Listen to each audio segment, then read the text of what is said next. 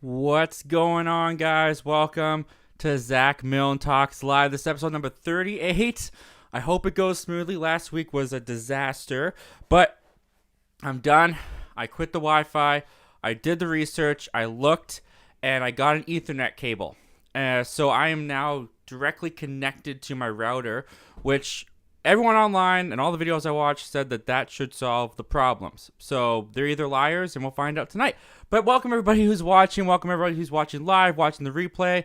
Everybody listening over at the Zach Milne Talks Movies podcast, which is available now. It's in the description below. It's on Apple Podcasts and Spotify. Although I will be upfront with you guys because something is going on with Apple Podcasts. My episodes are not uploading when they say they've uploaded. I go and check and they're not there. I don't really know what's going on with Apple Podcasts. I'm looking into it. I'm trying to get that fixed. So I apologize to all those who listen on Apple Podcasts. The Spotify one seems to work fine, and I haven't heard any other complaints from the other ones that I use. So hopefully that's all going good. Anyway, guys, we've got a show tonight. The news is kind of slow, to be honest with you guys. It wasn't too much out there, so it might be a little bit more of a live Q&A kind of night. But I do have some topics. Cobra Kai is coming to an end. We'll talk about that. Violent Night, one of my favorite movies from last year, is rightfully so getting a sequel. We'll talk about that. And are the Guardians of the Galaxy cast jumping from Marvel, going to DC? We'll talk a little bit about that, what James Gunn had to say about that. But before we start, of course, guys, I need to tell you guys that we have a goal this year. We have a goal of hitting 2,500 subscribers. We are 1,056 subscribers away from that goal. So welcome all the new people. Welcome everyone who's just subscribed to the channel here tonight. Maybe you're new. We are so honored and so thankful to have you join us, and I hope you'll stick around. And if you enjoy the show tonight, guys, and only if you enjoy the show, why don't you consider clicking the subscribe button? We talk about movies on here a lot, so it's always a fun time. And now, without further ado, let's get into the chat and see what's going on there, see what you guys are saying. We got Luke Ponto. My good bro, Zach. What's going on, man? Well, hello, Luke Ponto. Honestly, it's been a little bit of a stressful night.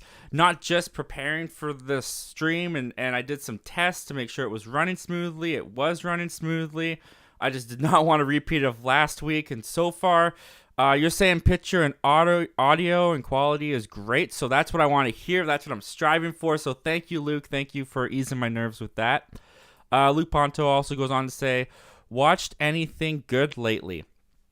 I have watched a couple things. I'm trying to remember what they were now.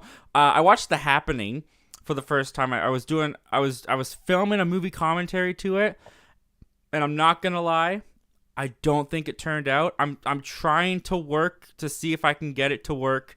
It may not actually work though, so that may or may not be coming out. But I did watch The Happening, and it was really bad. It was more boring than I thought it was going to be. You know what the problem was is I watched it alone. I should have watched it with a group. I should have watched it with somebody else. Because that movie, the best parts of it are definitely the little clips that I've seen online before. The movie itself is just kind of boring. And then I went out, I believe it was Sunday. I think it was Sunday. I went out and I saw The Whale. The Whale finally came to my theater, so I went out and caught that.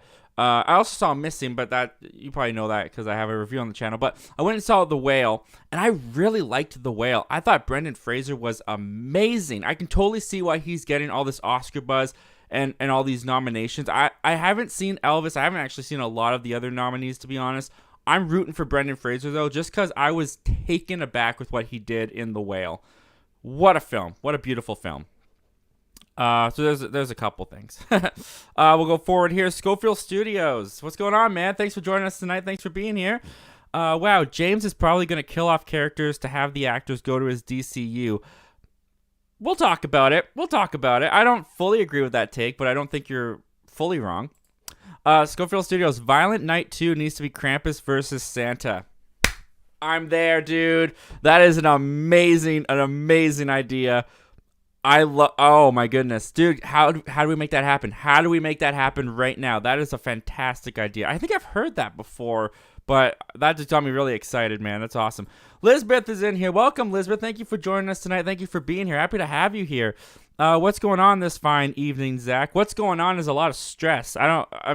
you were here last week. You saw the crap show that went on. So I just was trying to avoid that as much as I could. I've been in here. I've been connecting wires to other wires. I ordered this Ethernet cable off the internet. I watched a bunch of videos on Ethernet cables to see what they did, how reliable they were. Yeah, so just kind of a little bit of a busy evening for me. But how's your evening going, Elizabeth? Hope you're doing well. Let's see here. We got Luke Ponto. My watch-along co-host just watched Puss in Boots. Oh, so that's Frisky. Just watched Puss in Boots: The Last Wish, and he said he really enjoyed it, so I'm happy. Yeah, man, Puss in Boots is... I'm still surprised how much I just loved that movie. And I saw that it got an Oscar nomination. Now, I haven't seen... Sea Beast, and there was one other one that got nominated that I hadn't seen yet, but I can't. Oh, wait, was it? No, it wasn't The Bad Guys. Was it The Bad Guys? I can't remember which one was nominated, but I mean, it was Marcel that's what it was. It was Marcel the Shell with Shoes On, which I wanted to see, but I didn't get around to seeing it. So I haven't seen Marcel the Shell, and I didn't see Sea Beast. But of the ones that I did see, I want Puss in Boots to win, but it's gonna be Pinocchio. I mean, Guillermo del Toro's Pinocchio, even though I didn't love the movie, I still liked it, but everyone was hyped on that movie. It was gorgeous. The animation, the stop motion animation in that movie is breathtaking. Whether you enjoyed the movie or not, you can't deny that. I think it's going to win best animation. I think it's a lock. Jared Runner, what's going on, Jared Runner? Thank you for joining us tonight, man. Hey there, Zach. How's it going? It's like I mentioned before, a little bit stressful, but it's definitely better now that you guys are here. So thanks, man. Thanks for being here. Schofield Studios, are you excited for Tron 3? Honestly, I've never seen any of the Tron films. I don't know why. They just haven't ever come across my way. So I'm going to say no for now, but when I watch the films, because now there's a third one coming out, I'm definitely going to catch up. That might change. Luke Ponto, I still need to see The Whale. Yeah, man. I mean, I decided not to do a review on it just because it's been out for so long. So I think the conversation and the hunger to hear people talk about that movie has kind of died down a little bit. But if I were to review it, it would have been a pretty solid recommend. I think there's parts of the film that some people are going to have issues with. I personally did not. I liked what they were doing across the board. I thought it was a phenomenal film. But yeah, it was. I recommend it. I definitely check it out. But it's no pun intended, a heavy film. There's some heavy themes and scenes and just ideas that they're dealing with. It's a real story about mortality and dealing with your mortality, and this kind of idea of if this is your last moments on Earth, what do you do? What would you do with that time? At least that's how I took the movie, and I thought it was just beautifully well said and well done. Elizabeth, I really need to see The Whale. I also still need to see Babylon. Yeah, I heard mixed things about Babylon, so I'm not very excited to see Babylon, to be honest with you. Luke Ponto, I got a couple more reviews up tonight if you all want to check them out. I did see that you did the Texas Chainsaw, you did Hellraiser, and if I'm not mistaken, you did one more. I know Avatar was last night, but I can't remember the last one you did. But yeah, was it All Quiet on the Western Front? I think it was that one. Yeah, go check out Luke's reviews, guys. Go subscribe to him. Check out his channel. Great guy. I love collabing with him. Luke Ponto, The Bad Guys honestly was a snub, to be honest. Okay, so The Bad Guys didn't get nominated. I can't speak to that. I haven't seen The Bad Guys, unfortunately, but oh well. Elizabeth, I loved Pinocchio, but I really want to see Puss in Boots: The Last Wish. Yeah, you've got to see Puss in Boots. Unless you meant I really want to see Puss in Boots: The Last Wish win, but I think you just meant you want to see Puss in Boots. So if that's the case, definitely see Puss in Boots. Puss in Boots, if I reviewed that, same situation as The Whale, the conversation's kind of over, or at least I thought it was, but maybe it's not. But strong recommend. Puss in Boots is a strong recommend. I loved that movie. I loved it so much. All right, guys. So, with all that said and done, let's start going on with the show, shall we? And I'm going to try something a little bit different. I'm going to introduce a new segment. This is something that I just kind of threw together today, but I want to see how it turns out, see how you guys like it. Because on the show, since I'm only able at the moment to do Zach Milne Talks Live one day a week, I miss a lot of news, and we can't talk about everything. And there's some things that I do want to talk about that I just don't have time to cover in the show because the show would just go for too long. So I thought I would introduce a new segment called What I Miss. And these are just going to be quick, not as in-depth talks on some of the things that happened throughout the week while I wasn't able to do Zach Milne Talks Live. So, without further ado, let's start talking about some of these things. So the first thing that I want to talk about is this new Scream 6 trailer that came out. Now, I have not seen Scream 5 yet, but I watched the Scream 6 trailer, and this Scream 6 trailer made me just want to watch Scream 5 that much more. This trailer was amazing. I love the new setting. I love the tension and suspense that was felt all throughout this trailer. This Ghostface is freaking incredible. This is, I can't say definitively because, like I said, I haven't seen Scream 5 yet. But this is the scariest Ghostface I think I've ever seen in the movies thus far. So that is, what am I doing here? That's going to be that one. Next up. Oh, whoops. Ha, did the wrong thing. Okay, let's try this. Oh, no. Is it doing the loading screen again? It might be the video clips that are causing the loading screen. It looks like it's buffering a little bit more. Okay. Crap. It looks like it's happening again. Hopefully that catches up. Oh, man. Is it still doing it? I think it's OBS. It might be OBS. Okay, let's see here. Crap. Is it OBS that's causing this to happen? Because I got that Ethernet cable plugged in. Sorry, guys. This is this is terrible for the podcast, especially if you guys are hearing this. Yeah, this dead air is fantastic. Great. I wonder why it's doing that. So Avatar: The Way of Water has officially crossed $2 billion, and it's doing that freaking loading screen again. Yeah, Luke Ponto says, I think it's the video clips. I think you're right. I think it might be the video clips because I feel like the video clip that I did last week also caused this to happen. I wonder if there's a way to fix that. See if I can just remove the video clip real quick and see if I take that off the system, if it helps with the video in any way whatsoever, which I don't think it is. Okay. I got rid of the video clips, and it's still not doing what I want it to do. The internet. What are you gonna do? Okay,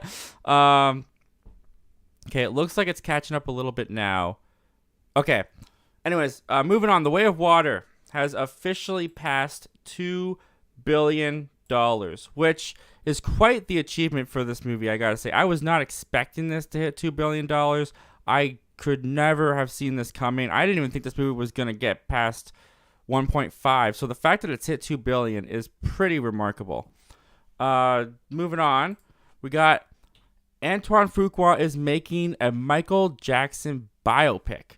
Now this is interesting because Michael Jackson is the king of pop, yes. Very popular figure, yes.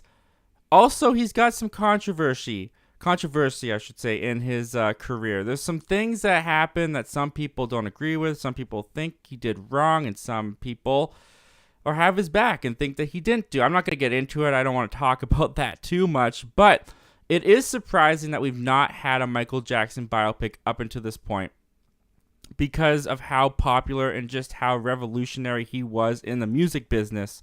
So the fact that we're getting one now, I'm pretty excited for. I mean, biopics are definitely seeming to be the ticket to getting your Oscar nomination as of late. So moving on from that one, which like I said, really looking forward to that.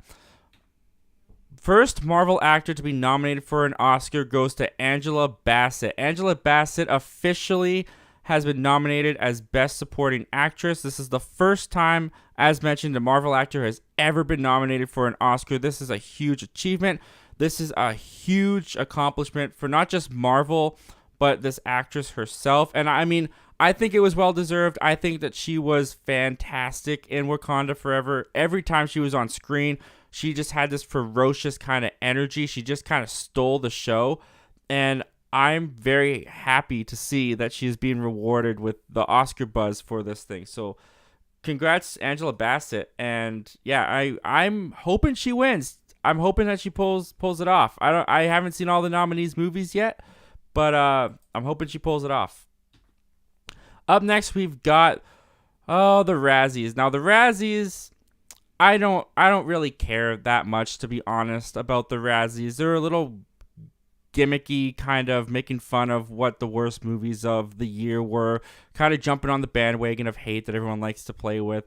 But the Razzies got themselves into some trouble when they nominated 12-year-old Ryan Kira Armstrong for Worst Actress at the Razzies. And Twitter just tore them to pieces to the point that now they have apologized for nominating the actress, and I believe they revoked her nomination.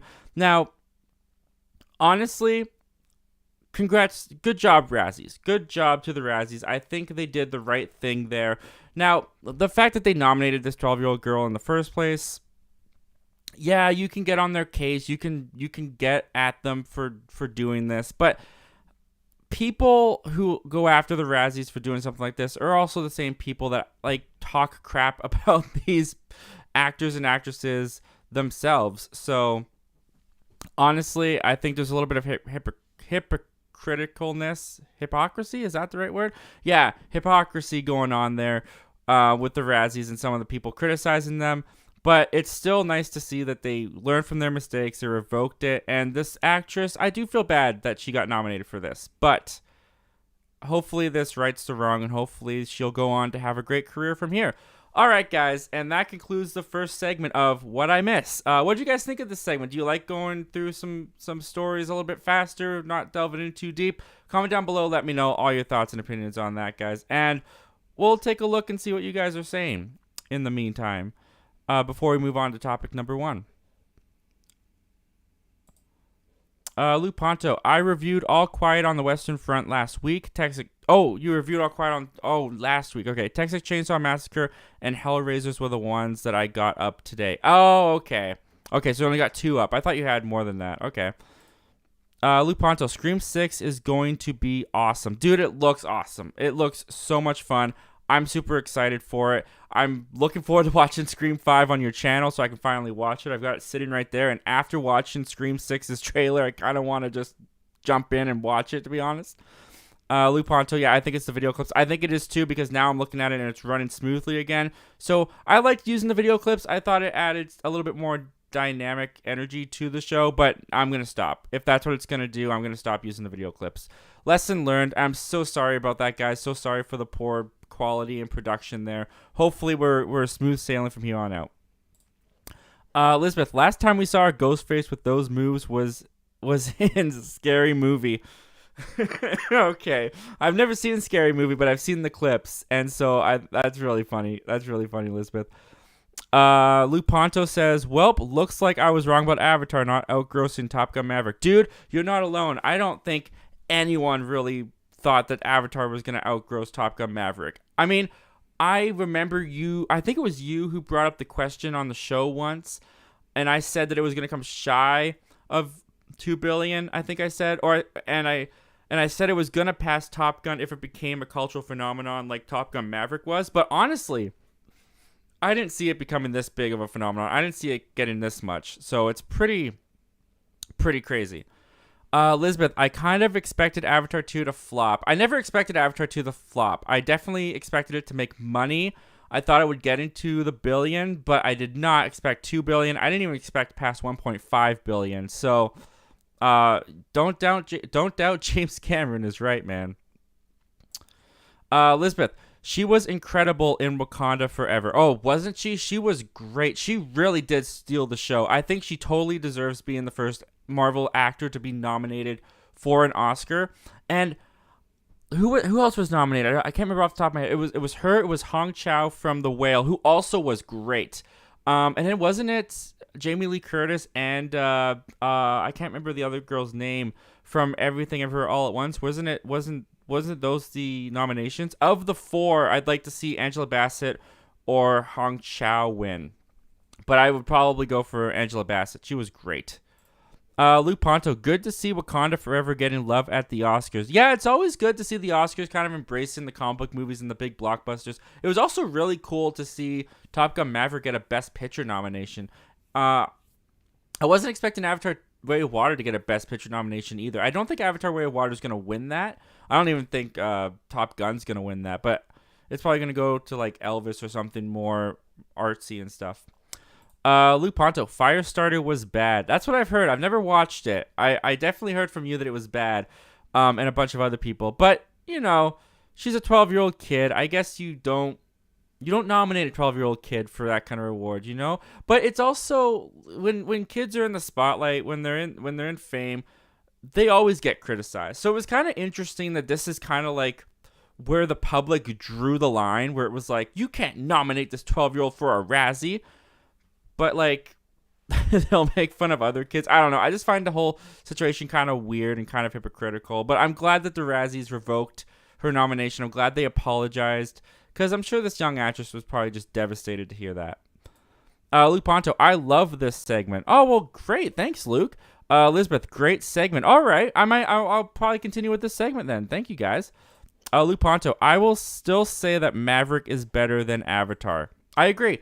Maverick was higher on my list than Avatar was for everything that I ranked in 2022. I think Avatar was number 7 and Maverick was number 3 or 4. I can't remember off the top of my head, but I definitely was influenced by the theater experience, and the thing that kind of puts Maverick over the top for me as opposed to Avatar. I mean, I think it's a better movie, first of all, but also when the theater experience is taken away, I think I'll watch Top Gun Maverick more than I'll watch Avatar The Way of Water, but both of those were just incredible to watch in the movie theater on the big screen. Luke Ponto, thank you, yes, Stephanie Sue. I had the HSU in my head, and I couldn't remember what her first name was, and I didn't really remember how to pronounce it, so I think it's Stephanie Sue. Is the other supporting actress in Everything Everywhere All at Once. She's the one that's nominated along Jamie Lee Curtis, so that's pretty cool. I did not expect, I liked Everything Everywhere All at Once. I really liked Everything Everywhere All at Once. I was not expecting it to get this much Oscar buzz. I was not expecting it to get this much love from the Oscars. It's pretty cool, especially with how kind of niche Everything Everywhere All at Once really is. It's pretty incredible that they're getting all these nominations and recognition at the Oscars. Luke Ponto, as much as I love Elvis, it's not winning Best Picture. Yeah, I still haven't seen Elvis, so I can't. Zach Guller actually just did a really great Oscar nomination live stream with Jacob Hubbard. If you guys go over to Zach Guller's channel and check that out, it was really good. He asked me to be a part of that earlier this week, and I declined because I haven't seen everything in the Oscars, and there's never been a year where I have. This is the year where I've gotten closest to seeing everything in the Oscars, but every year they nominate things that even though I try to keep up with the movies and I try to watch them, I'm never caught up with the Oscars. I've never seen what they nominate, but this year I did a little bit better. I saw Everything Everywhere, I saw Top Gun, I saw Avatar, did I already say Everything Everywhere? I saw Pinocchio. I saw Puss in, I saw things this year. So I might be a little bit more invested in the Oscars this year than I have been in the past. Luke Ponto, it'd be like nominating the kids for Razzies for Secret Headquarters despite being a bad movie. The kids tried. Yeah, it's not even really their fault, if you ask me. I think it comes down to the casting and the director, to be honest, because and that kind of goes for almost all actors, because the casting director is in charge of finding the perfect person, the perfect kid, the perfect adult, whatever, to fit the role, and the director's job is to bring out the best performance out of them that they can. So if they don't pick the right person for the role and the director fails at bringing out the best performance, it's hard to blame the actor sometimes. And I think especially with kids, because the kids are completely reliant on the casting director and most importantly the director him or herself to be on set to pull out the best performance. It's really hard to rag on kids, and I never wanted to be that kind of channel that bashed on kid actors. And I feel like I've done a pretty good job not doing that. I mean, I came close with Jake Lloyd in the prequels, but that guy has gotten enough in his life. Everyone criticizes that performance. He knows he didn't do a good job. Everyone knows he didn't do a good job. There's no point in hammering it in for all these years later. I think you got to just be a little bit more gracious with kid actors, And I think the Razzies learned that lesson this year, so good for them. All right, guys, and now that we're all caught up with those comments and questions, let's officially move on to topic number 1. And topic number 1 is going to be this, guys. One of the shows that came out during the era of Renaissance sequels. You had Force Awakens, you had Creed, bring back the Rocky franchise. And then in the midst of all that, I believe in 2016, 2017, Cobra Kai hit the scene. And Cobra Kai hit the scene on YouTube Red. And I remember watching the first episode of Cobra Kai. Wasn't the biggest Karate Kid fan. I enjoyed the 1980s Karate Kid. The sequels never really were my thing. But anyways, I put on the first episode of Cobra Kai. I thought it was rough, to be honest. When I first watched Cobra Kai on YouTube Red, I thought the first episode, the acting was kind of shaky, especially from the returning actors. I thought it looked cheap. It felt cheap. I didn't really go back to it on YouTube Red. And then 2 years later, or 3 years later, I can't remember the timeline too well, Netflix bought Cobra Kai after Cobra Kai Season 2. And I went back and I watched Cobra Kai. And this Cobra Kai show, if you ask me, has been one of the top tier when it comes to legacy sequels, whether in movies, whether in TV shows. I mean, we've got tons of them in TV shows nowadays. How I Met Your Father's right now. That 90s show just premiered. You've got, I mean, Girl Meets World came back on with Boy Meets World on Disney Channel, but that wasn't very good. Cobra Kai was able to take a franchise that was pretty dormant. It was pretty dead. And revive it for a new generation. They made us remember why we liked the original characters, Johnny and Daniel. And they also made us fall in love with this new cast, with the new teenagers. I think it's a really phenomenal achievement that they were able to do with this show. Well, it looks like that achievement is about to come to an end because according to, well, Netflix and the creators of the show, it's all been official. They've all come out and said it. Cobra Kai Season 6, this next upcoming season, is going to be their last. This is what the Hollywood Reporter had to say. Creators Josh Hurd and why can't I say his name right? Creators Josh Heald, not Hurled. Creators Josh Heald, John Hurwitz, and Hayden Schlossberg called the decision to end the series bittersweet, but one that lets them bring Cobra Kai to a close the way that they want. Reacquainting the world with the Karate Kid universe has been our humble honor, the trio said in a statement. Making Cobra Kai has allowed us to join the same hallowed dojo once inhabited by the great Robert Mark Crayman, John Avildsen, Jerry Weintraub, and the amazing original cast members. It has also enabled us to play Sensei, expanding the original storylines and birthing a new generation of underdogs. We've never once taken this opportunity for granted. And that comes to us from the Hollywood Reporter. So, Cobra Kai Season 6, coming to an end. What do I think about this? As much as I've loved the show, as much as I've thought that they've done a phenomenal job with the show, and I look forward to every season, every time it comes out, it's time. I believe it is time to end Cobra Kai. I honestly felt like Season 5 could have ended Cobra Kai. I felt like with the end of Season 5, they come to a place in the story where a lot felt resolved, a lot felt like it had ended, and I was actually kind of surprised that they were doing another season after Season 5. But these creators, these writers, the people that made this show have always had control on the show. They've always been able to plan out their stories. I believe even at the beginning of the show, they said that they had planned out like 6 or 7 seasons already in their head.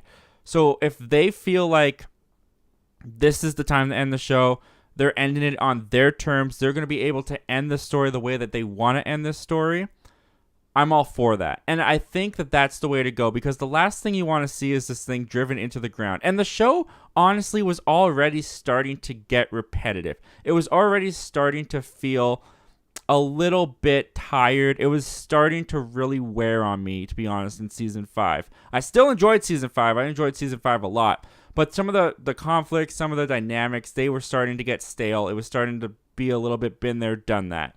So I'm looking forward to them ending this show. And I'm looking forward to them ending this show on a high note in particular. And I really do feel like they're going to do that. But in the end, even looking back at this show, if Season 6 falls, if season 6 burns to the ground, if it's not as good as the previous seasons of the show has been, I think this show has been a tremendous win for Netflix, for these actors, for this franchise especially. I mean, this show single-handedly brought Johnny and Daniel, William Zabka, and Ralph Macchio back into the pop culture zeitgeist. It gave them great material to work with. It made their characters so much more interesting. I love Johnny and Daniel so much more than I did after just watching the first Karate Kid. This show is a triumph. This show knew what it was. It always sticked to what it was. It stayed consistent, I believe, in its quality for the most part. The choreography was always impressive. This show, I'm just thankful for everyone who made it. I'm thankful for everyone who was able to bring it to Netflix, to bring this show into our lives. I love this show. I will be sad to see it go, but I'm happy that it's going to be ending at least on a high note. What do you guys think of this? What do you guys think of Cobra Kai Season 6 ending the show finally and forever? I mean, it could get revived again. We'll have to wait and see. Comment down below. Let me know what you guys thought of this. And without further ado, let's take a look at what you guys are saying. Hold up. Does this video freeze again? Oh, come on. This is having some technical issues nights again. I think the stream might have froze again. Can you guys let me know if the stream froze? If you guys can let me know in the chat. I really feel like it froze because it's not moving on my end. Let's see here. We'll see if it catches up. We'll just go through some comments and questions. Oh, no, it didn't freeze. I'm just an idiot and forgot to put the camera back on. Oh, my goodness. That's funny. I'm sorry, guys. I am so sorry about that. I'm sorry. I got to laugh about that. That is freaking hilarious. I thought it was completely frozen because I can't hear the monitor. So oh, my word. I'm so sorry, guys. I am so sorry. That is so funny. Okay. So you heard everything I said. That's good. I'm glad you heard everything I said. Oh, my goodness. Oh, my word. It's one of those nights, guys. It's one of those nights. Luke Ponto. I know Cobra Kai is one in... I'm sorry. Oh, we're off the rails. Luke Ponto. I know Cobra Kai is running its course, but I'm hoping season 6 is the best season. Me too, man. I really hope that they end this on a high note. I really hope that they can stick the landing. It's not going to be easy, but I'm really looking forward to seeing what they have in store for the finale of this show. Elizabeth, I'm not ready. The day I read that, I was thinking about it all day at work, and everyone was asking why I'm so sad. Aw, Elizabeth. Yeah, I mean, all good things must come to an end, right? And the last thing you want to do is run this show into the ground. The last thing you want to do is have it run its course, is have this show just start to tank, start to get repetitive, start to feel stale, which I was already feeling a little bit of in season 5, as I mentioned before. I think this is a good move. I think it's cemented its legacy as one of the best return shows. What did I call it? Legacy shows. I think they've done a phenomenal job with it, and I'm looking forward to seeing how they end it. I'm looking for the best part of the journey is getting to the end sometimes, Where has all this been leading? What's going to happen? I'm looking forward to it. Elizabeth, but then again, if we have more seasons, it will feel like it's getting repetitive in all those tournaments. Yeah, exactly, Elizabeth. I completely agree with that. I completely agree. Lou Ponto, I'm glad I got into Cobra Kai. I'm hyped for season 6. Yeah, man. I mean, you got in kind of just in time for the end, didn't you? you didn't have it for too long. You got to just kind of binge through, and now you get to see how it ends. You didn't have to sit around for what is it? 2017 it was. So what's that? 2017, 18, 19, 20, 21, 22. Like 6-7 years. Like you didn't have to sit around for 6 and 7 years to find out how it ends. You're just gonna go right in there. That's awesome, man. Elizabeth says we're all good, Zach. Okay, yeah. That I guess I had the thing frozen on the screen. That's so funny. I am happy though, because that proves that the Ethernet cable is working. I was about to throw my monitor across the room. I'm glad I didn't do that. Luke Ponto, Ralph Macchio made my childhood with the original Karate Kid. Yeah, and it was kind of crazy. I hadn't seen Ralph Macchio in anything since the Karate Kid. I mean, he was in The Outsiders and stuff like that, but like as of recently, I didn't really he did do an appearance in How I Met Your Mother, but that was still a number of years ago. This show kind of revived his career a little bit. Same with William Zabka. And they did get better as actors, I will say. They they got a lot better as the seasons went on, because like I mentioned before, that first season, it was rough. Some of the acting from them was a little bit, a little shaky, a little rough. They were definitely easing back into it, but I think they got so much better, and I love them now. I love their characters. Elizabeth, I think that the fact that the show got to see and it jumped. Elizabeth, I think the fact that the show got to see an ending is incredible. A lot of good shows don't get to see that. That's a really good point. Especially Netflix shows. Let's not forget, especially Netflix shows. Netflix shows, they get canceled left and right. We are so lucky that this show did not just get canceled, because when it first hit the mainstream, I think season 3 dropped. They had season 1 and season 2, and then season 3 was coming. That's when I felt like the show was really at its peak. People were talking about it. Season 5, I didn't see too many people talking about season 5 very much. Even season 4 was a little bit kind of lackluster when it came to conversation and people talking about it. But yeah, it's. I hope the ending's good. I'm glad they get to end it on their terms. I'm looking forward to seeing what they do with it. Avi Ezer. Well, welcome, Avi Ezer. Thank you for being here tonight. I totally probably butchered your name. I'm so sorry about that. But thank you for being here, man. Hey, thanks for the Twitter follow. Oh, you're welcome, man. I like following people on Twitter. I like hearing different movie opinions and talking movies with people. Luke Ponto, I'm planning on doing a watch-along for Puss in Boots: The Last Wish in the near future. That's going to be a fun one. That's a fun one, man. That's awesome, dude. Luke Ponto, Ralph Macchio was also in the hilarious comedy My Cousin Vinny. Oh, I've heard of that. I've never seen that, though. I should get on seeing that, because I hear really good things about that. That's one of those classic ones that I haven't seen, like Caddyshack. I hear so many people talking about the best comedies ever, and Caddyshack is always on the list, and for some reason, I always hear that, and then I just am like, I gotta watch that. I gotta check out Caddyshack, and then I just never do. And obviously that's my fault. But yeah, My Cousin Vinny, that's another one I gotta check out. So thanks for putting that on my radar, man, and I'll try to watch it. Luke Ponto, you're more than welcome to be on the watch along. Oh, for Puss in Boots, dude? Yeah, absolutely. Count me in. I'll watch that again. I'm so looking forward to owning that on Blu-ray. It's so funny too, because I don't really care very much about the first Puss in Boots. I didn't give 2 squats of urine about that's a phrase, isn't it? I didn't give a crap about Puss in Boots: The Last Wish coming out. Like you could have told me, hey, we're gonna either go watch Puss in Boots: The Last Wish, or we're gonna go and I don't know, cut off our pinky toes. And I'd be like, oh, yeah, okay, let's go cut off our pinky toes. That sounds like a better time. But then the reviews started coming out, and The Last Wish was getting rave reviews, and I finally watched it, and I just fell in love with it. I can't believe how much I love that movie. And, like, one of the best sequels, I mean, not ever made, but it's definitely one of the best sequels in terms of quality, in terms of how the franchise progressed. It's up there with that. It's definitely up there. I think it's way better than the first Puss in Boots. I thought it was every aspect of it. I just think is better than the first Puss in Boots, and definitely one of the best animated films of the year. One of the best animated films in a while. I'm sorry, I'm gushing so much about Puss in Boots and The Last Wish, but I really loved it. I couldn't get enough of it.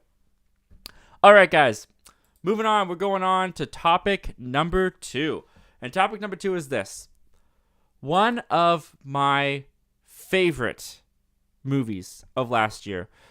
Maybe it wasn't the best in terms of screenplays or acting. It's definitely not nominated for any Oscars. But Violent Night. If I could tell you that I had a better time at the movies than Violent Night, I'd be close to lying. There are very few theater experiences I had in 2022 that surpassed Violent Night. Violent Night was just a fun time. Was it just the Die Hard formula done in another movie like we've seen 1,000 times before? Yes. But who cares when it's done as well as Violent Night was? I love David Harbour in the role of Santa. I love seeing him killing fools. The family hostage stuff was fine, but the action, the way they incorporated Santa's powers into this thing was phenomenal. And, of course, walking out of that theater, I thought to myself, yeah, I'd be down for a sequel. Well, not the only one, obviously, because they're doing it, guys. This comes to us from The Wrap. We have time to really crack the script and figure out the story, Workula said. That's the director of the film. And we have some ideas. Me and Pat and Josh and the producers, we've been talking about where we want to take it and what we want to see. There's stuff we left on the floor like the North Pole, Mrs. Claus, the elves, Workula said. But story-wise, I think we have a really, really cool idea that expands on the world and scope, but still keeping that tone that we love from the first one. And that comes to us from The Wrap, and that is an interview they did with the director of Violent Night. And I'm going to take that footage down and go back to the camera. All right, guys. I love, like, everything that he said in this thing. Because with Violent Night, and I've talked about this before with, I think I talked about this before with my brother. I've definitely talked about it with someone.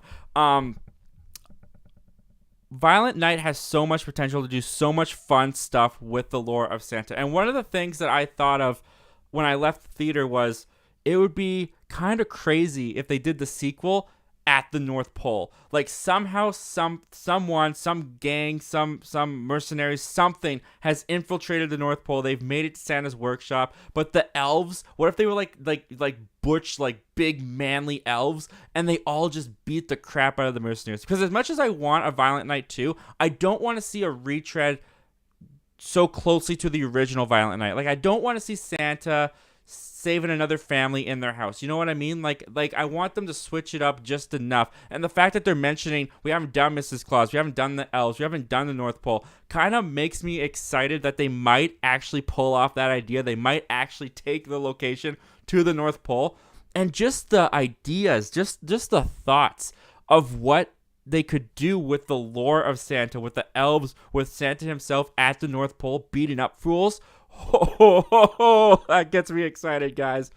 But regardless, that's all, fan fiction in my head for the meantime. The point is, Violent Night was a super cheap movie to make in terms of other blockbusters and other movies. It did a killing at the box office. So the fact that they're doing a sequel is a no-brainer. I totally expected to get this. I'm so looking forward to more David Harbour's Santa Claus. I think this franchise, as long as I don't run it into the ground, could go on for quite a while. And yeah, I'm there. I'm so there for Violent Night 2. I cannot wait to see this thing. What do you guys think of this? Are you guys looking forward to Violent Night 2? Did you see the first one? Did you like it? Comment down below. Let me know all your thoughts and opinions, guys. And without further ado, let's take a look at what you guys are saying about this. Chillmonger's in here. Hey, Chillmonger, what's going on, man? Thanks for joining us tonight. Thanks for being here. Guys, Chillmonger, great channel. If you haven't checked out Chillmonger's channel, definitely check him out. He's a great guy. I've been on this channel a couple times. Violent Night was a skip for me. Dude, really? Dude, I don't know you that well, but I really think Violent Night you'd have fun with. I think you'd enjoy Violent Night, especially like if it's on a streaming service or even if you rented it at home. I think you'd have a fun time with it. If you like those kind of action movies, like if you like Die Hard and stuff like that, I think you'd like Violent Night. I had a blast with it. Fans of Something, this is probably Eddie. Welcome, Fans of Something. Welcome, Eddie. And Haley, if she's watching too. Guys, Fans of Something, great channel as well. Definitely check them out. I was on their channel a couple weeks ago. Super nice people. Eddie and Haley, lovely couple. Had such a great time talking with them. He goes to say, Zach, yeah, Violent Night was great. Yeah, man, I cannot express the smile I had on my face while watching that movie. I was just like a kid in a candy store. It was so joyous to watch, even though it was so harsh. There was a lot of nasty kills. And that Home Alone sequence, if you saw the movie, you know what I'm talking about. I couldn't watch that. I had to look away. I saw the moments. I knew it was going to happen. And I was like, nope, I know exactly where that's going. I know exactly what's going to happen to this guy. I ain't looking at the screen. But even when I had to do that, I was still having a blast with the film. And I'm so excited that they're doing a sequel. Luke Ponto, time for some seasons beatings. Yeah, I really like the puns for the catchphrases that they had. What do you think they're going to do for Violent Night 2? Start leaving your predictions down below, guys. What are the catchphrases going to be in Violent Night 2? I mean, they got to incorporate the jingle bells in there, right?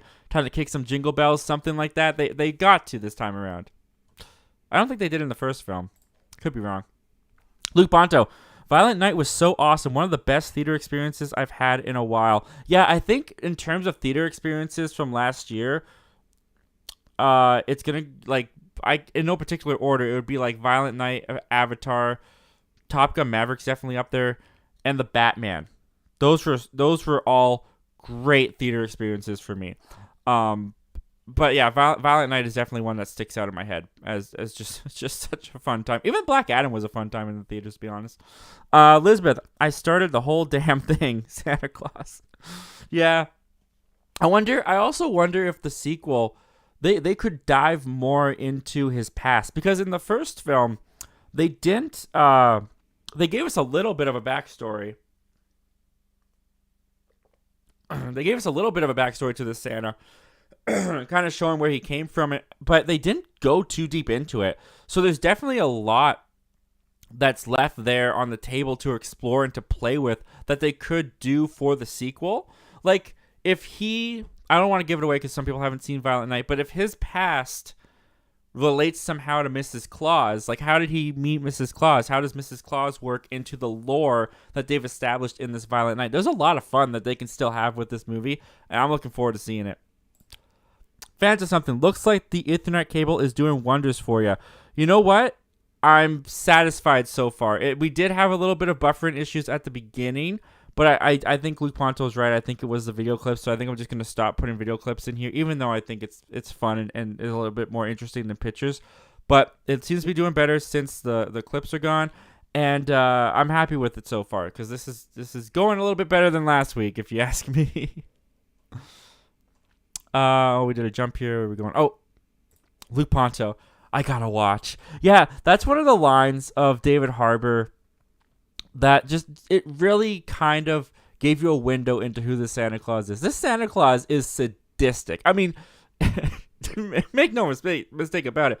The fact that he's able to do these things to these people, and I really loved that contrast in the film. Like, jolly old Saint Nicholas, it's supposed to be this ray of sunshine and joy and Christmas spirit, and just the horrible things that he was doing to these people, and he enjoyed it. Like, that line there, totally told you he enjoys doing this to people. He's sadistic. It's a sadistic son of a gun. Fans of something. Pull a Terminator 2 and make Santa the bad guy. That, I feel like they wouldn't do that with this David Harbour Santa Claus, just the way he's established. But in another film, I'm down for that. That would be fun. I don't know if they can do it in Violent Night, but that would be a fun movie to watch. I'd watch that. Santa Claus as the bad guy. It'd be like a Weird Al song, The Night Santa Went Crazy. Just have him killing all the reindeer and all the elves, and just have him be this horrible, horrible guy. That'd be fun. Luke Ponto, Violent Night 2 is going to be awesome. It does give me some hope that the director's coming back. The original writers appear to be back. Because, I mean, they did such a good job establishing in the first film the Santa Claus, this world, the lore. I would love to see what their ideas are to expand that and to move further in this franchise with it.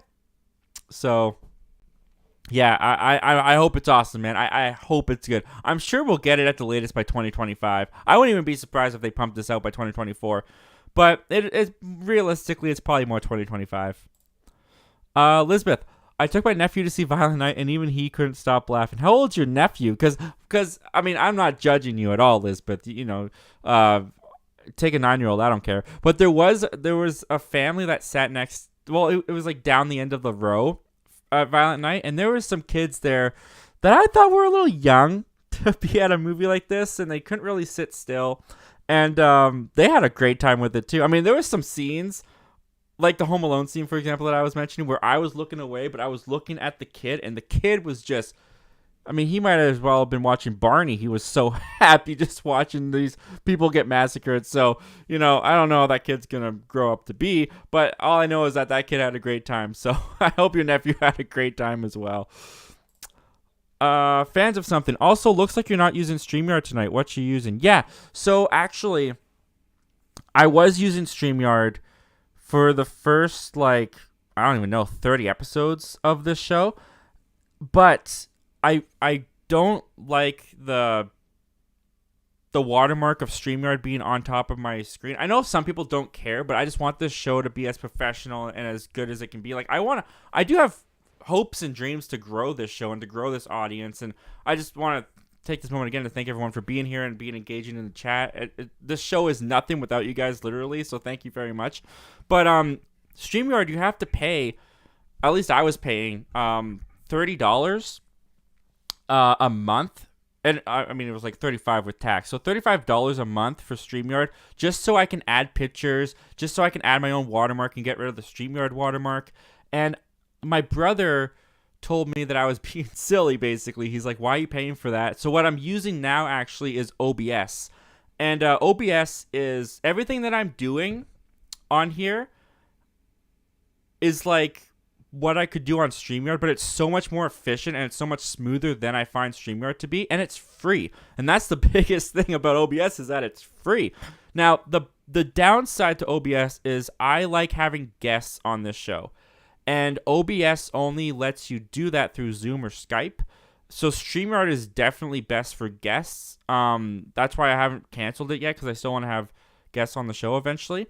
But in terms of what I want to do, in terms of how I want the show to look and feel, OBS is definitely the better option for me. And like, StreamYard is super easy to use. It's super accessible. I think StreamYard is great. It was a great beginning step for me, but where I want to take the show, I've moved to OBS. But yeah, for what you guys are doing over at Fans of Something with the guests and stuff like that, I do think StreamYard is best for you guys because you have guests and it's so easy to bring on guests, and I feel like OBS is just a little bit more difficult. But definitely look into OBS, dude, because I've been happy with it so far. Besides last week where it kind of crapped out on me, I think it's been a great system to use. Luke Ponto, Violent Night is not only brutal, but it's so funny. Yeah, they had a great balance of the humor and the brutality, and the brutality could be funny as well.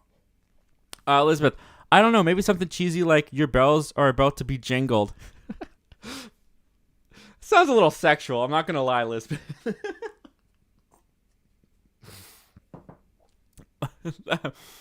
Elizabeth, sorry, I accidentally sent it too early. That's okay. I forgot to put up to be jingled on there. Luke Ponto, time to jingle the bells. Yeah, you know, I don't know why that sounds sexual to me. Maybe I'm just a I don't know, sadistic person. Sadistic seems to be my word tonight. Elizabeth, what if Santa put a mistletoe above someone and stabs them in the mouth or puts a grenade in their mouth? I could definitely see this Santa doing that. I could definitely see David Harbour doing that. I can see that in my head. The kill with the Christmas star, that one was brutal. That was rough. Luke Ponto, good thing it didn't become another crappy Silent Night, Deadly Night movie. I've never seen that. I've heard terrible things. But yeah, this was a legit good movie. Elizabeth, what if he fights another holiday like the Easter Bunny, or maybe a skull for Halloween? If he fights another holiday like the Easter Bunny, that's an interesting idea. That's a really interesting idea. I don't know if they'd go that route with this franchise. But it will be interesting to see if they include other mythical creatures in this franchise eventually. Like the Santa Claus. Of course, my mind goes to Tim Allen's The Santa Claus. They had like the Easter Bunny and the Tooth Fairy, and Mother Nature was there. Like, eventually they started introducing those characters. I wonder if they'll do that for this franchise too. That's interesting. Elizabeth, he's 9. Well, you know what? I'm sure he's a great kid, and it's a very entertaining movie. You know what? Yeah, no harm, no foul. I'm sure he had a great time. I'm sure I watched some bad stuff too when I was 9. Luke Ponto, I could barely contain my laughter during Violent Night. Yeah, it was just such a riot. It was such a good time. Chillmonger, a Barney horror film will be made the moment it becomes public domain. I thought, correct me if I'm wrong, but I thought they already announced they were doing a Barney horror film. I thought someone, I can't remember who it was, but I remember there was a story going around that they were making a Barney film. But it was supposed to be it's not what you think. It's going to subvert expectations. Maybe people just assumed it was horror. Maybe I'm getting that mixed up. Maybe because I remember there was a report, I don't know, this was a couple of years ago, of a Barney movie being made, but the person that was making it said this won't be like Barney you remember. It'll subvert expectations and it'll be not what you expect. So maybe I just people just assumed it was horror, and that's where I'm getting my information from. But yeah, if Barney ever becomes public domain, it's definitely going to be made into a horror film. I mean, if they're going to do Winnie the Pooh, if they're going to do The Grinch as horror films, they're definitely going to do Barney. Barney's a shoo-in for that. Luke Pontus responded to Chillmonger, if they have the budget, look at Winnie the Pooh, Blood and Honey, and the Mean One, because they don't have the budget. I mean, the Mean One already came out. I didn't hear great things about the Mean One, but Winnie the Pooh, Blood and Honey, we still have yet to see how they do with that budget, but it does not look good. Chillmonger, StreamYard is a business expense, so I will write it off. That's smart. That's pretty smart. I didn't even think about that. I don't know if I'm at the point where I can call it a business expense, but that is smart. But yeah, I like OBS. OBS is pretty cool. All right, guys. And with being caught up to all the comments and questions now, we're going to move on to, this is actually our final topic of the night, because like I said, kind of slower with the news. So, moving on to topic number 3, and then we're just going to take your live comments and questions for the rest of the night, is this. James Gunn is over at DC. Everyone knows that. Everyone is highly anticipating what he's going to announce that they're doing with the slate. He said we were going to get some announcements in January. Hey, James, January only has is it 31 days, 6 days, 5 days, 5 to 6 days left, James. Where's the announcement, James? Where you at, James? So we're still waiting to find out exactly what's going to happen with DC. But one thing that James Gunn is also working on while he's running DC is Guardians of the Galaxy Volume 3. And he recently did an interview over at Empire Magazine, and he had some interesting things to say about the future of his Guardians cast. This comes to us from Empire Magazine. Speaking to Empire, in the Ant-Man and the Wasp Quantumania issue, Gunn describes the final stretch of the Guardians Volume 3 as my day job. While the early stages of planning a fresh batch of comic book movies at DC Studios is for now a very healthy part-time job that's at least another 40 to 60 hours a week. Whew, man, is he working hard. Closing out Volume 3 will be the end of an era for the writer-director, and while that brings bittersweetness, it seems Gunn is confident that his time working with the cast who brought Marvel's intergalactic a-holes to life isn't over.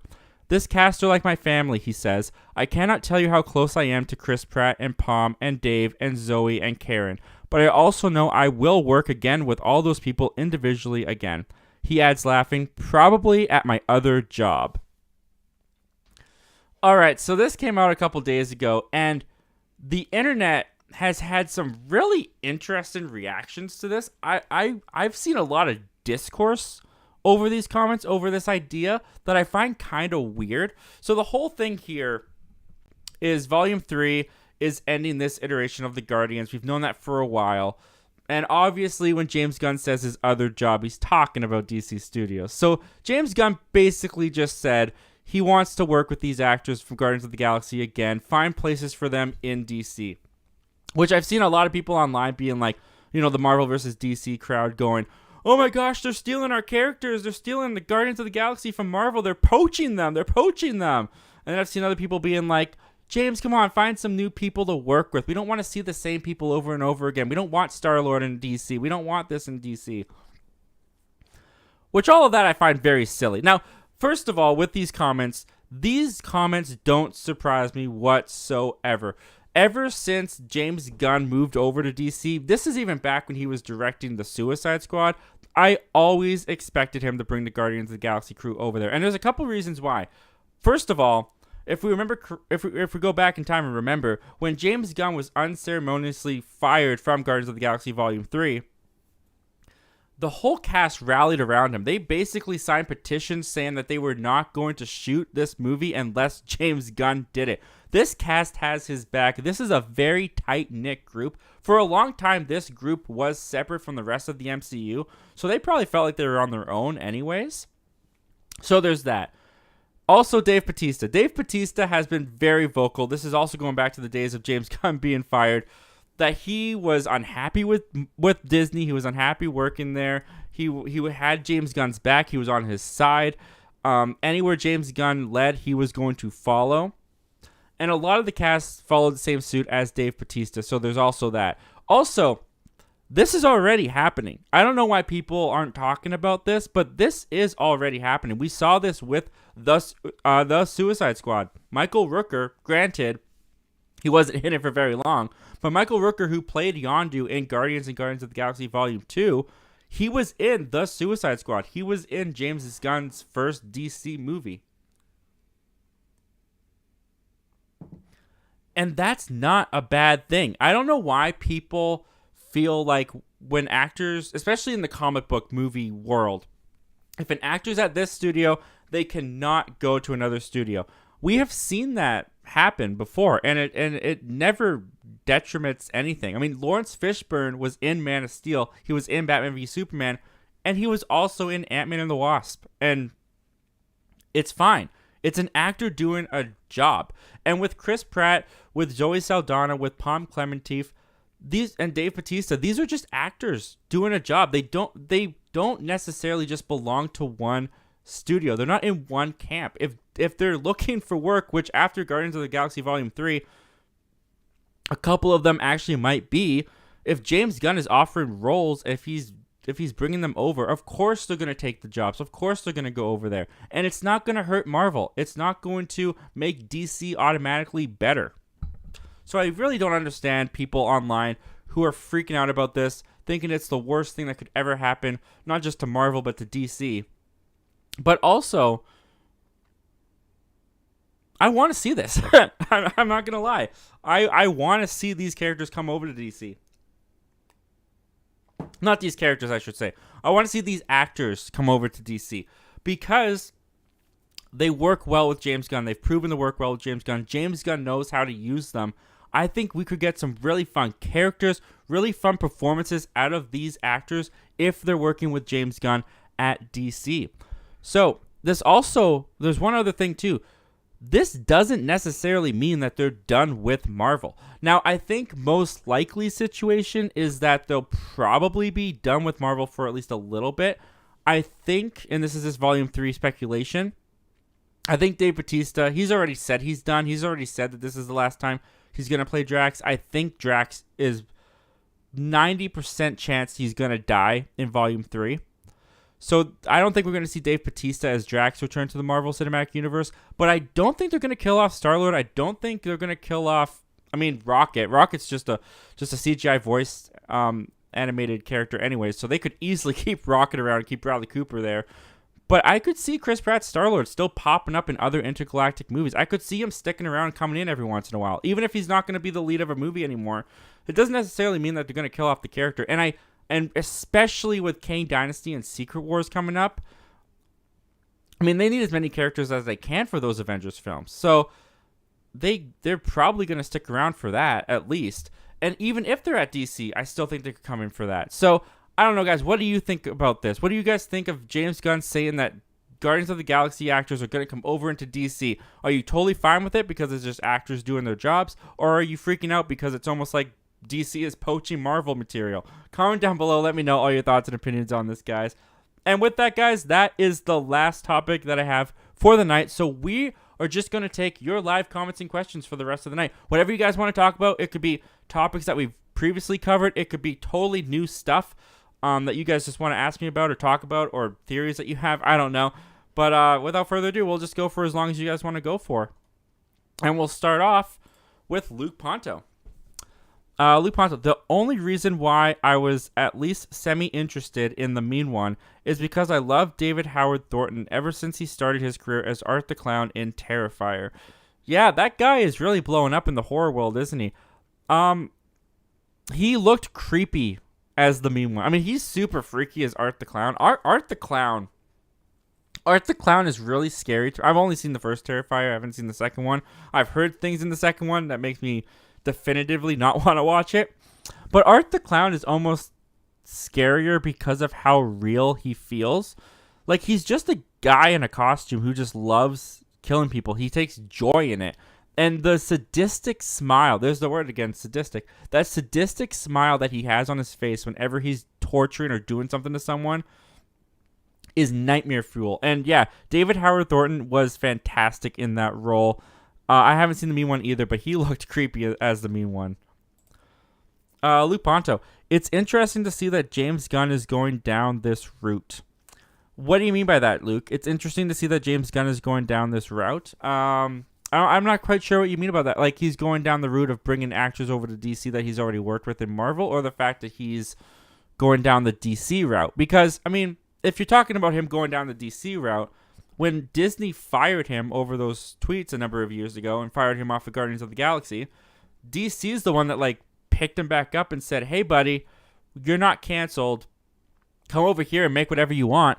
And so he made the Suicide Squad. And he did a really great job making the Suicide Squad. I mean, not too many people saw the Suicide Squad because of the day-and-day release, but he made a great movie. They recognized he made a great movie. They recognized he knows his DC stuff, so they offered him the keys to the castle. He's now a co-CEO. I mean, it was a natural route for him to go. I mean, probably more money being a CEO. He's probably really passionate about what he's doing, making this stuff for DC. So I'm not quite sure what you mean by that comment. If you want to clarify further down, Luke, we'll get to that. But yeah, we'll just move on from there. Thanks for writing that in, though, Luke. Thanks for contributing that. Spoiler Kings is in here. What's going on, Spoiler Kings? Thanks for joining us. Spoiler Kings, also, another fun channel, guys. If you haven't checked out Spoiler Kings, check those guys out. Fun discussions, fun live streams. What's up, Zach? Well, we're having a good night here, man. We're having a good time. The stream seems to be working well. I'm happy. There's tons of engagement. We're having great conversations, so it's been a good night, man. I hope you guys are having a good one as well. Fans of something. All right. Not huge on the superhero comic book movies, but Zach, if you will, rank these from favorite to least favorite. Let's see if we can find those now. Here we are. Okay. A favorite to least favorite. Batman 89, Spider-Man 2, The Dark Knight Rises, Fantastic, and Joker. Okay. What did you say? You said least to favorite? Favorite to least. Okay, so my favorite is Spider-Man 2. Favorite is Spider-Man 2. Then I'll go Joker. Then I'll go Dark Knight Rises. Then I'll go Batman 89 and then Fantastic. Fantastic is definitely at the bottom. And Spider-Man 2 is definitely at the top. So that's how I'll rank those from favorite to least favorite. Spoiler. Thanks for writing that in, man. Oh, I think I missed Luke Ponto. Here we go. Luke Ponto, what are some movies that you think should have made more money than they did? Well, the Suicide Squad that I just mentioned is one of them.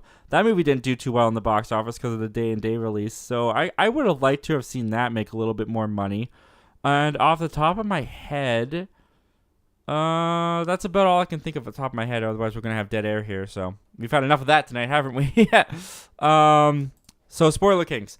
No big deal to me. Let actors act. Chris Pratt can be a cool Booster Gold. You know what? Booster Gold is someone that I've heard people fan casting as Chris Pratt quite a bit over these past couple days.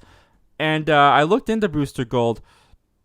He's like some time traveling reality star, which honestly, it would be fun to see Chris Pratt kind of take on a role like that. Like, obviously, I don't know much more about the character. I just looked him up real quickly to find out what everyone was talking about. But, yeah, like, it's the same for me. They're actors. Let them act. This is their job. It's sometimes as in the fandom, in the fan world, I feel like people forget to look at the business side of that. Like, fans forget to look at the behind the scenes of, like, oh, yeah, these characters are more than just characters. They're real people that have jobs outside of the movies that are trying to make a living. It's all business. So it's like it's not like DC is like, yeah, James Gunn is over there like, okay, so let's hit Marvel where it really hurts. Now I know that people love the Guardians of the Galaxy, but now that I'm over here, what if we just take some of the actors away from Marvel? That'll hurt them, and we'll bring them into the DC universe. That way we can really start to beat Marvel. Like that, the conversations like that are not happening. People are not thinking like that, like some of the fandom thinks they are. It's really silly to me. It's really funny. But yeah, I agree. Just let the actors act. They're actors. Let them have jobs. Do whatever they want. Luke Ponto. One of the kills in Terrifier 2 sends shivers down my spine. Well, I'm glad you stopped there, Luke. I don't know if I want to know what the kill was, but maybe, sorry, maybe message me privately with not too graphic details as to what that was. Luke Ponto, the first point. Oh, okay. Okay, I honestly can't remember what my first point was, but thanks, Luke. Spoiler Kings, thanks for the shout out. Yeah, absolutely, guys. Absolutely. My pleasure. Lupanto, have you seen a movie called The Clove Hitch Killer? It's about a kid that thinks that his father might be the Clove Hitch Killer who stopped killing. No, but honestly, that sounds kind of fascinating. There's a movie, it kind of reminds me of a movie from Alfred Hitchcock. What is it called? It's such a good movie. I can't remember what it's called, though. I think it's called Shadow of a Doubt. Yeah, I think it's called Shadow of a Doubt. It's an older film. It's by Alfred Hitchcock. And it's this girl who her uncle's coming over, and she has a really close connection with her uncle.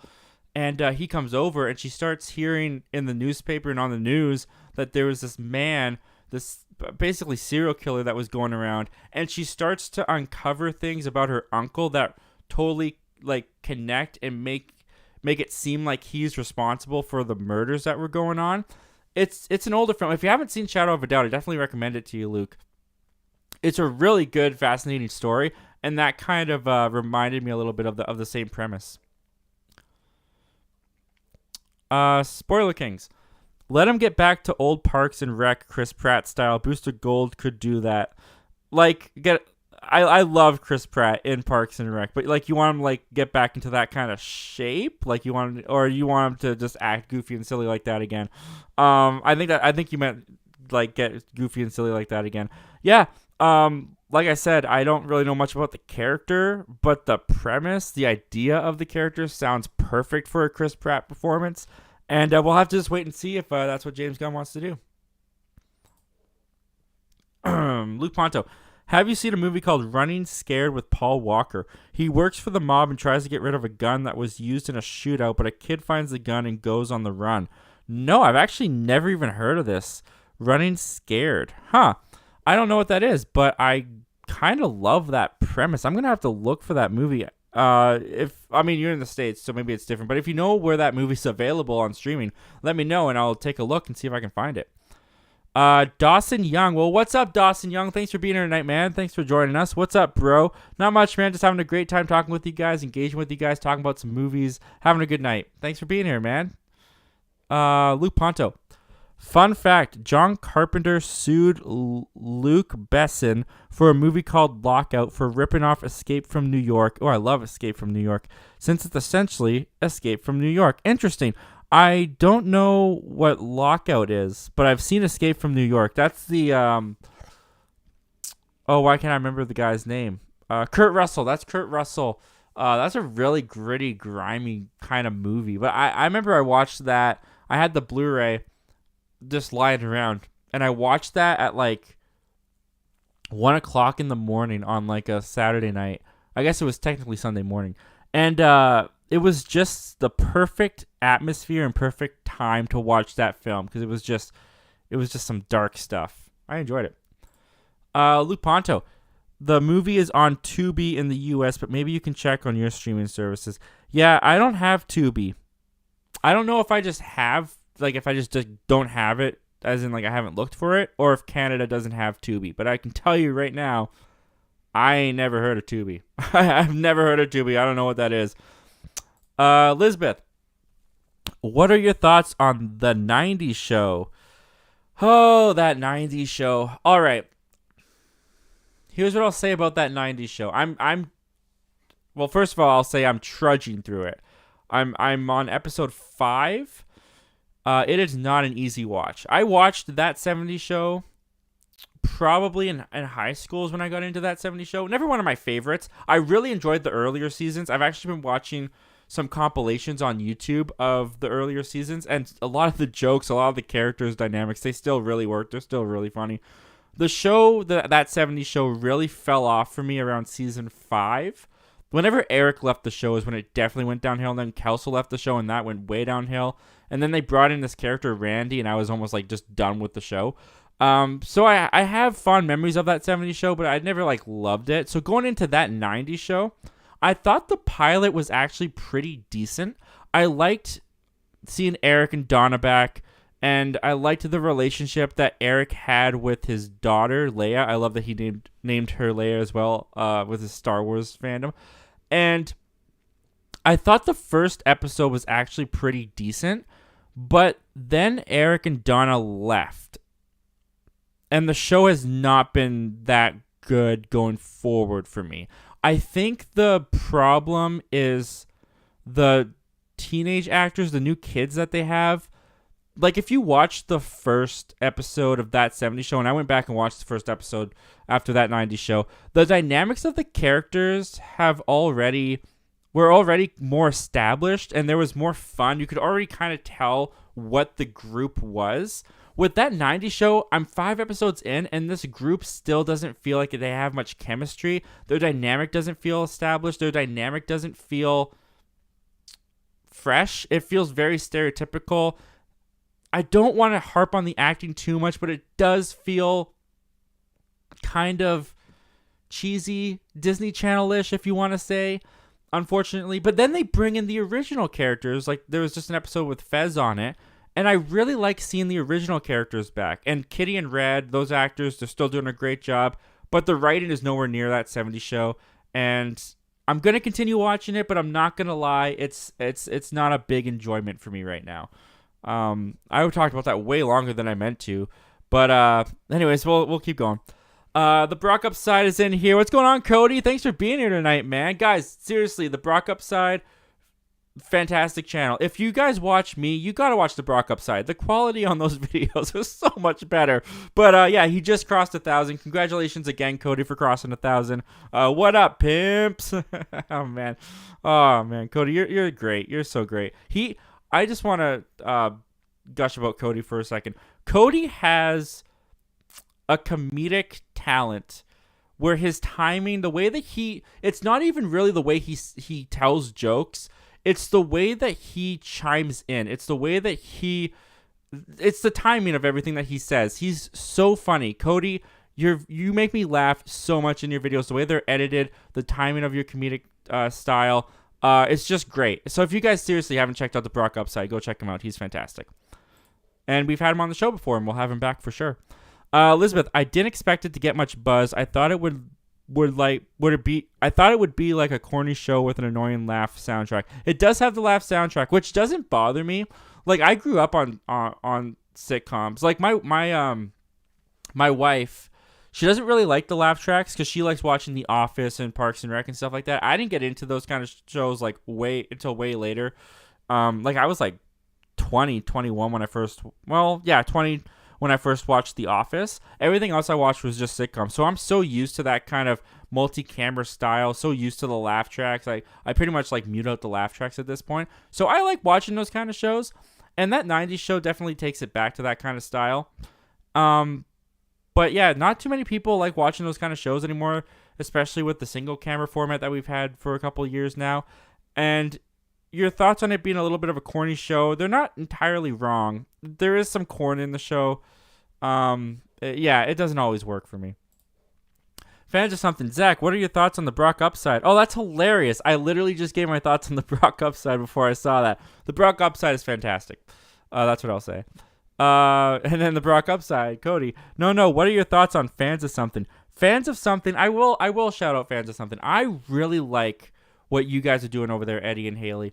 I think it's a really cool way to spotlight other smaller channels, because you're also in not just giving people a platform to essentially be interviewed or just hang out with you guys and get their name out there to your audience, but you're in doing so by having people come on, you're really uniting the community that we're in. You're really uniting the YouTube space that you're in. And I think that's fantastic. I think that's great work, and I think you guys are doing a really good job at it. So yeah, shout out to Fans of Something. It's fantastic work over there. And not just because, I was on it. But yeah, guys, go check out my episode. Excuse me. Spoiler Kings. Really? I liked that 90s show. I binged it. Wasn't perfect, but was pretty fun. Nowhere as good as that 70s show. Red and Kitty carried the show. Yeah, I mean, that's the thing. I'm seeing a lot of people who are huge fans of that 70s show liking the show. And you say here that you like... Oh, no, sorry, you didn't say that. You said nowhere as good as that 70s show. Like I said, I wasn't like the biggest fan of that 70s show. I enjoyed it. I thought it was very funny, especially in the earlier seasons. I agree with you, Red and Kitty are carrying the show. But, like, For example, the scene, or not the scene, I think it was episode 2. I think it was the very next episode after episode 1. It was all about like the main girl Leia trying to get her first kiss. I found it cringy. And that's just me. Like, everything's subjective, obviously. Like that, like, if you found that hilarious, then it's hilarious. Like, no one here is right or wrong. But for me personally, the way that it was executed, the way it hit, the way it was written, I just didn't connect to it. It felt kind of forced and kind of cringy to watch. So that's just me though. Spoiler Kings, sub to the Brock Upside because of you. A super awesome channel. Cool. I'm happy to contribute to the Brock Upside subscriber count. That's awesome. The Brock Upside. Oh, shucks, Zach. Loving the sign in the background. Thanks, man. Shout out again to my mom. She got me that for Christmas. So, thanks, Mom. Oh, man, that's funny. Jacob Hubbard's in here. Well, welcome, Jacob. Thank you for being here. Guys, also, I'm just shouting out everybody tonight. I don't even care. Great channel. Jacob Hubbard. He's been on the space for quite some time now. So, his movie reviews, he's gotten really good at them. Great opinion. Oh, great opinions. Great at expressing his opinion. I love the editing on your channel, dude. I love the knowledge. You have a lot of knowledge on film and filmmaking. And you're going to film school. I heard on Zach's stream tonight that you're going to film school yourself. So congratulations, Jacob. That's amazing that you're doing that. And good luck on your short film as well. Jacob says, Zach, I love your channel. Such a heartwarming person. Aww. Thanks, Jacob. That's so nice. Can't wait to see your future. Quick question. Just your thoughts on what is your all-time favorite sitcom? Yeah, my all-time favorite sitcom is Friends. I love Friends. And I know that Friends is kind of hated on nowadays because of some of the jokes and some of the content that's in there. And I get it. It was a different time. But honestly, with all of that stuff aside, I think the slapstick's just really funny. I love the characters. Every single character in that show can make me laugh. And that's not very common for me for a lot of shows, but every single character can make me laugh. I think it's definitely better in the later seasons. Looking back, season 1's a little rough, but I've loved Friends. Friends is like, besides like Disney Channel and Nickelodeon shows growing up, Friends is what got me into sitcoms. I fell in love with that when I first watched it in like the 6th grade. I was like 12 or 13 years old when I first watched it. So yeah, Friends has been up there the entire time, and I think it will continue to be up there. I love that show. But thank you so much, Jacob, for the nice words. And honestly, it feels really, really cool that you love my channel, because I think yours is so cool too. So thank you so much for being here, man. Thank you for those nice words. Spoiler Kings, I do hate laugh tracks. 90s show got it a lot. Yeah, there's a lot of laugh tracks in that 90s show, which, I mean, I like when it's shot in front of a live studio audience, but sometimes you can hear the canned laughter for sure. But like I said, that I grew up on laugh tracks. I can pretty much mute them out at this point. It doesn't bother me.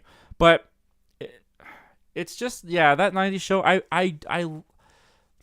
I wish the show was more about Eric dealing with his daughter as opposed to just leaving her with the grandparents. I really feel like that first episode just really set that up for me, and I was really looking forward to that dynamic, because I liked Topher Grace and her dynamic. But then he left, and I was like, oh, she's just going to stay here, and he's not even going to be on the show, which I get it. Topher Grace is doing movies now. He probably doesn't want to do a TV show, but I don't know. I think that kind of hurt my enjoyment, because I thought I was getting something that I didn't get it, which in some point is just, my problem. Elizabeth, you know what's a great sitcom? One Day at a Time. One Day at a Time. Was that on Netflix? I feel like I've heard of that, and I feel like it's a pretty recent show. Can you let me know, Elizabeth? Was that on Netflix? I feel like it was. Watch it be a show from the 50s or something. Luke Ponto. Funny enough, I got Eddie on my channel last week for Scream 2. I saw that. I jumped in really quickly from when I was with my family, just to give you some support, because I saw you hit 300 subs. And by the way, Luke, 300 subs. Congratulations for hitting that, man. And I saw that he was on Scream 2. And hopefully, I'm hoping he'll be on Scream 3, because I forgot to message you, but I can do Scream 3 with you on Saturday. So hopefully Eddie will be there too, because Eddie's cool. Eddie's a cool guy. Elizabeth, It has the perfect balance between corny jokes and some serious moments. I'm guessing that's One Day at a Time. One Day at a Time has the perfect balance between corny jokes and serious moments. That's pretty good. I like when a show can have that dynamic. The Brock Upside. There is one heck of a shared universe in this comment section. Yeah, everyone's just kind of crossing over, isn't it? That's pretty cool. That's really cool. Thank you, everybody, for being here tonight. Honestly, like, whenever I get engagement on this show, it's just it makes my heart happy. You know, it's just so much fun talking with you guys, talking about movies, talking about all this stuff, and just watching the community come together and this community grow.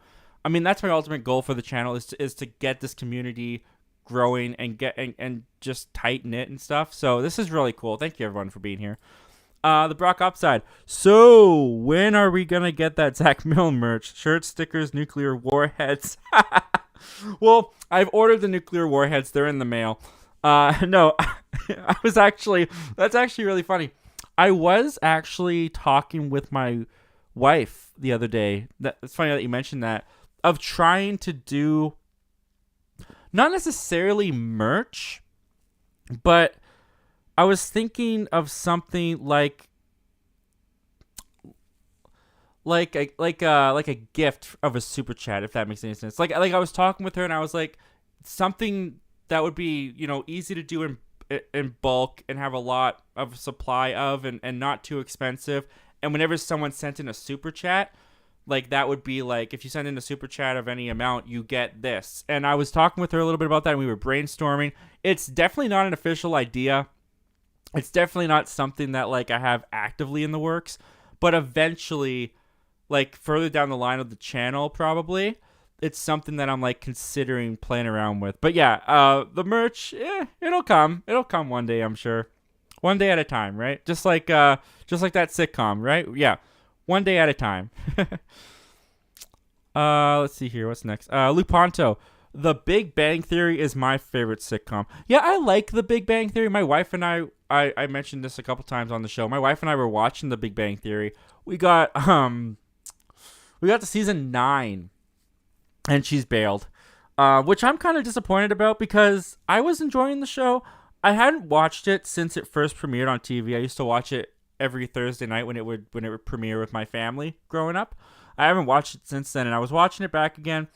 And personally, for me, I don't find it to be that funny anymore.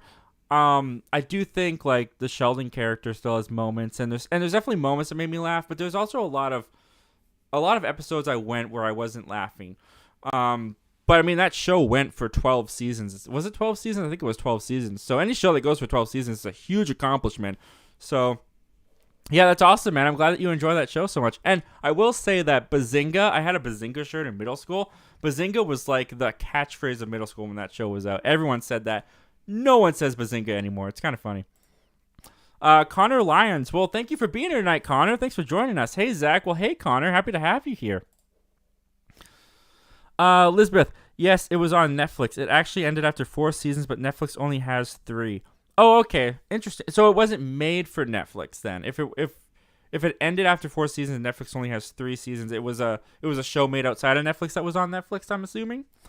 Unless Netflix made 4 seasons, canceled it after 3, and didn't even air the 4th season. That'd be so awful. Luke Ponto. Eddie says he doesn't like Scream 3, so he declined. Okay, fair enough, Eddie. I can't blame you for that. I'm looking forward to jumping on there. I haven't seen Scream 3 in years. I've only seen it once when I first watched Scream, which was probably back in like 2019. And I don't remember liking that one either, so it's going to be an interesting watch along. Elizabeth, but my favorite sitcom has to be The Office. Yeah, The Office, that's a big one. My wife, that's her favorite sitcom. She loves The Office. The Office is always playing in my house. It's always on TV. I walk into a room, The Office is on. And I like The Office. I like The Office up until about season 6 or 7. Yeah, because there's 9 seasons if I remember correctly, and it started to go downhill for me. And I didn't like the last season, but I thought they ended the show well, and yeah, The Office is a great show. It's a great sitcom or single camera show. Luke Ponto. I'm glad you and I have connected, Zach. It's awesome I met you last year, and I'm glad you and I have become great friends since. Aw, well, right back at you, Luke. Right back at you. And I'm doing this because I know you like to do the virtual fist bump. So I'm picturing you on the other end. Give me one back. so please do so I'm not left alone there, Luke. But thank you so much, Luke, for those kind words. I definitely am glad I met you too. And I'm looking forward to further future collabs. Connor Lyons. Yeah, The Office is my favorite sitcom. Yeah, The Office is a very popular one. That's a lot of people's favorite sitcoms. I remember there was a time around high school for me where it was like Friends versus The Office, and it was like The Office is better, Friends is better, and they would attack the formats of the show. And I always thought that was stupid. You know, like, who cares?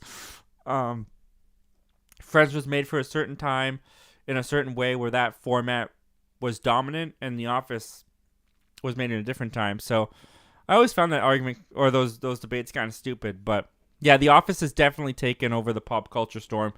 I think middle school Friends was more popular with my peer group, but by high school The Office just overtook it. Especially with the merch. Oh, this is a perfect demonstration for my wife and I. How You Brewin', obviously, Essential Perk, Friends. Dunder Mifflin. Guess which one is my cup? Guess what one is her cup? And I used her cup, so don't tell her that I used her mug. I'm sure it's fine. Luke Ponto, shoot me a DM for the merch, my dude. Oh my goodness. Would you guys? I actually will ask this question. If I had merch, like, I don't know, what kind of merch do you have? Like a T-shirt or something? If I had a T-shirt that said Zach Milne Talks Live or something, or I had like, I don't know, a sticker of Zach Milne Talks Live or something. Like, would you guys be interested in merch? Like, would you actually want to buy merch? Because in my mind, no, you wouldn't. like I don't know why anyone would buy merch from me right now. I feel like that's a bigger channel type thing. I don't know why anyone would buy my merch. But let me know, guys. Like, would you actually be interested in like any kind of merch?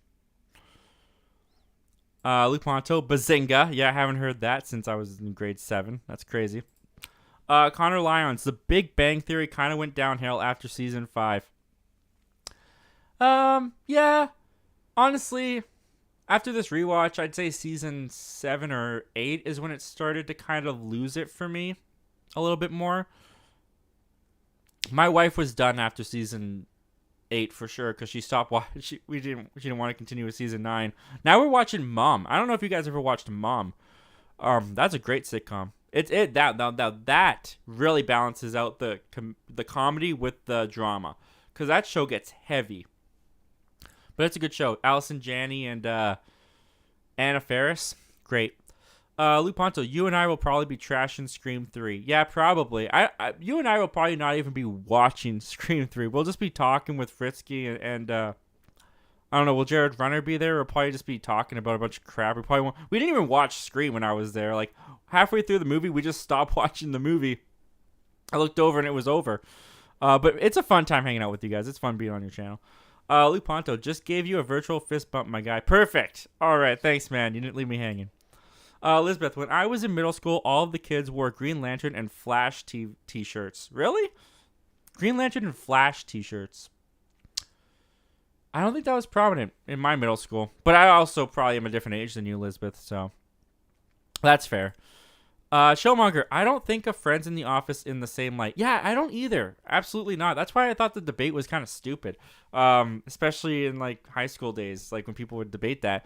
But in the end, it's like with debates, especially during like in high school or after high school, I should say, I really stopped caring about debates. Like, I like talking about TV and movies and talking with people about it. But like, if you don't like what I like, who cares? It doesn't affect my life. If I don't like what you like, who cares? It doesn't affect your life. Like, when people get so heated in the argument and so like to the point where they seem like they're angry at you because you don't agree with their opinion, I find that hilarious nowadays. I find that so silly. Because it's like, if you think The Office is better than Friends and you hate Friends and you think Friends is the worst show on the planet, that's cool. I'm still going to go home and enjoy the crap out of it. It doesn't change my life. So, yeah, I agree. I don't see them in the same light either. Luke Ponto.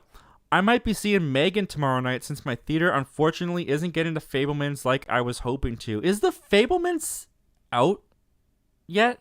Like, is it out of theaters? I thought it was out by now. Yeah, because my theater didn't get it either. I didn't get the Fablemans either. And we, like I mentioned at the beginning of the show, we just got The Whale. So, but yeah, Megan is. I mean, you see my review. I wasn't too big on Megan. Whenever Megan is on screen and Megan's doing stuff, it's very entertaining. I enjoyed it. The rest of the movie, everything around it, was kind of lackluster to me. But I think you'll have a good time, Luke. I think you'll enjoy it. If you do indeed end up going tomorrow, because you said you might be going. The Brock Upside. If you produced a sexy logo shirt, I'd adorn it over my torso regions with pride. Oh my goodness. That's great to know, Cody.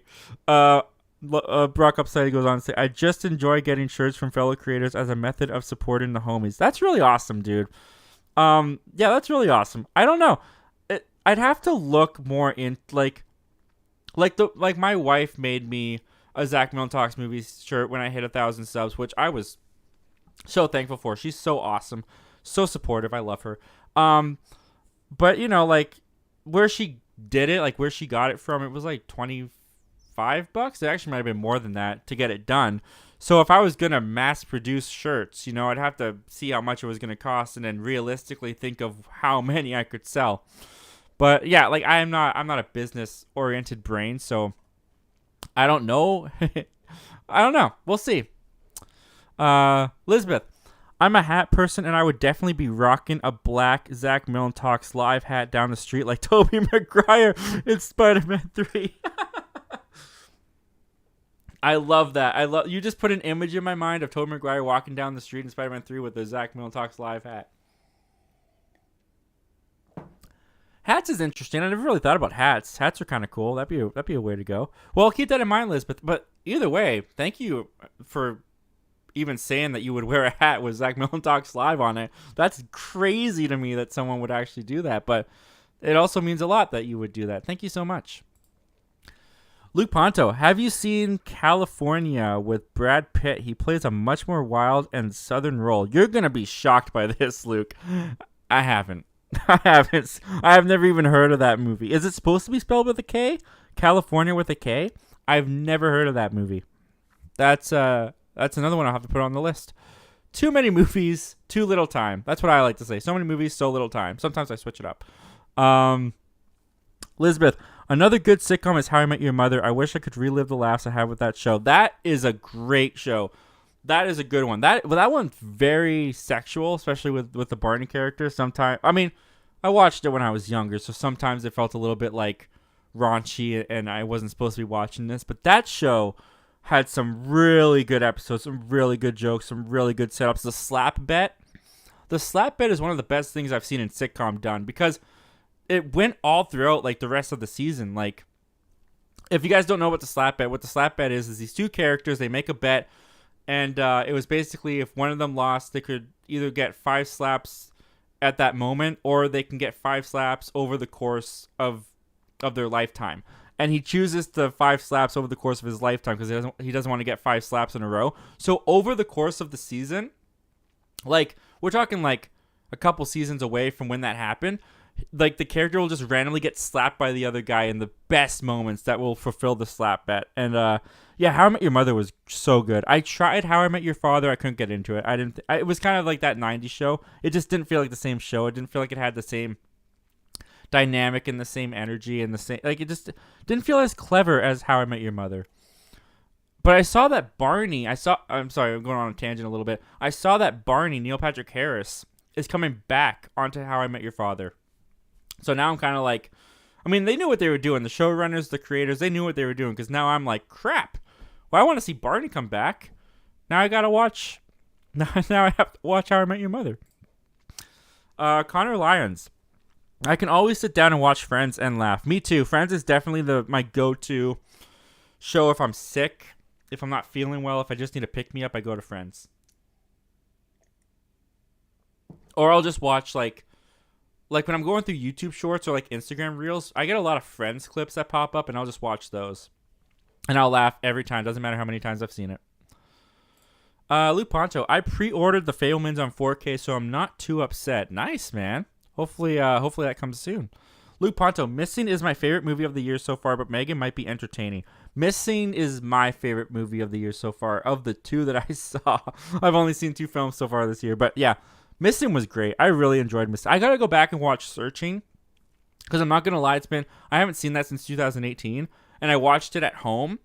So I feel like Missing had a little bit of an advantage because I saw it in a theater, and everything's just better in a theater. But I gotta go back and watch Searching because both those movies are just so good. Luke Ponto, I know I keep putting too many movies on your radar, but that's something I'm good at, is suggesting movies that floated under the radar for a lot of people. That is true, Luke. You are. You know so many movies that I've never even heard of. And, I mean, I appreciate you putting them on my radar. Absolutely I do. I'm not always able to get around to watching them, but I totally appreciate you throwing these out there, and I'm sure a lot of people in the chat appreciate it too. Yeah, like I said, just so many movies, so little time. What you gonna do? That's something I also kind of like struggle with a little bit, I guess you could say, on YouTube, is like I feel like sometimes I'm so behind other people that have seen so many movies. But then I also am like watching YouTubers that are like in their 40s or 50s talk about movies, and they're talking about movies I've never heard of. And it's like, well, I have 30 more, they have like 30 to 40 years on me with watching movies. So I can't beat myself up too much for not seeing everything that they've seen. I'm still only I'm only 24, you know? I got tons of more time to watch movies. Fans of something. Oh, heck yeah, Zach. Make the merch and we will happily rep. All right. Okay. People are actually being more supportive on the merch than I was expecting. Well, thank you very much, guys. I'll talk more with my wife. I'll look into that. Luke Ponto. Also, I'm not shocked at all that you haven't seen California, and yes, it's supposed to be spelled with a K. All right. Well, there you go. Spoiler Kings. The slap bet is awesome. I love How I Met Your. Oh, okay. The slap bet is awesome. I love How I Met Your Mother. The new one, How I Met Your Father, isn't that good. Agreed. Yeah. Yeah, I was kind of disappointed with How I Met Your Father. I only watched 3 episodes, I want to say. 3 or 4 episodes. They were coming out weekly. And for the first couple of weeks, I was watching them, and then I just stopped. Because I didn't care anymore. Spoiler Kings. We had that one cameo in season 1 of How I Met Your Father. That was Robin, if I remember correctin, right? I think I saw that episode, or I either saw that episode or I saw a clip of that episode. I can't even remember. But yeah, Robin was in How I Met Your Father in season 1, right? Chillmonger. Barney is the heart. How I Met Your Mother was character driven. Yeah, that's a great way of putting it. It was character driven. And what I loved about How I Met Your Mother was the theme or the idea or the concept, whatever you want to call it, of like everything in your life happening for a specific reason to meet that because I watched it when I was still single, because I mean I was a teenager, so I didn't date when I was a teenager, by the way, so I was single, and I always loved the idea of like one day I'm gonna meet someone and I'm gonna get married, like someone's out there for me. And I kind of liked how I Met Your Mother romanticized that. Is that a word? I think it's a word. Luke Ponto, if I need a comfort show to make me laugh hard, I always go to the Three Stooges. Yeah, you were talking about the Three Stooges. I think it was on the Screen Watch Along, and you were surprised I hadn't watched very much of it, but that is something I would like to catch up on, is my Three Stooges. Elizabeth, sorry, Zach, gotta head out. I have an early shift, and it's getting pretty late. Had a lot of fun. Well, thank you so much for coming by, Elizabeth. I hope you have a great night. I hope you have a great day at work tomorrow. Great shift, and yeah, I hope I see you again next week. Luke Ponto, I'm only 19 years old and I've seen so many movies in my life. Yeah, it's really impressive, Luke. It's really impressive. I mean, yeah. I mean, obviously, there's some movies I just won't watch, so I do have limitations for myself. But you know what? I'm okay with that, and that's awesome, man. That you've seen so many movies. It's a unique thing about you, and it's something that makes you, you know, apart from everyone else. And nothing's wrong with that. That's actually really cool. So be proud of yourself, Luke, for having that in your life. All right, guys. And with that, it looks like we're all caught up on all the comments and questions. So I think we're going to call it a night. Guys, this was great. Thank you, everyone who stopped by. Thank you, everyone who watched live, watched the replay, listened over at the Zach Milne Talks Movie podcast. Again, guys, the description for this is in the description. The link for this is in the description below. I'll try to get Apple Podcast fixed. Still working on it, but the Spotify one should still be working, and all the other places should still be working as well. And once again, guys, if you haven't already, we do have a subscriber goal for this year. We want to hit 2,500 subscribers. I believe in us. We can do it. And if you're new here, and if you enjoyed the show, and only if you enjoyed the show, please consider hitting that subscribe button and joining our community over here at Zach Milne Talks Movies. Once again, guys, thank you so much for being here. And we got Luke Ponto in here saying thank you for the kind words, Zach. Had a great time tonight. Can't wait to collab again. Me too, Luke. Have a great night, man. Chillmonger's in here giving a bunch of thumbs up. Thumbs up back to you, man. Thank you so much for joining. And with that said, guys, I bid you all a good night.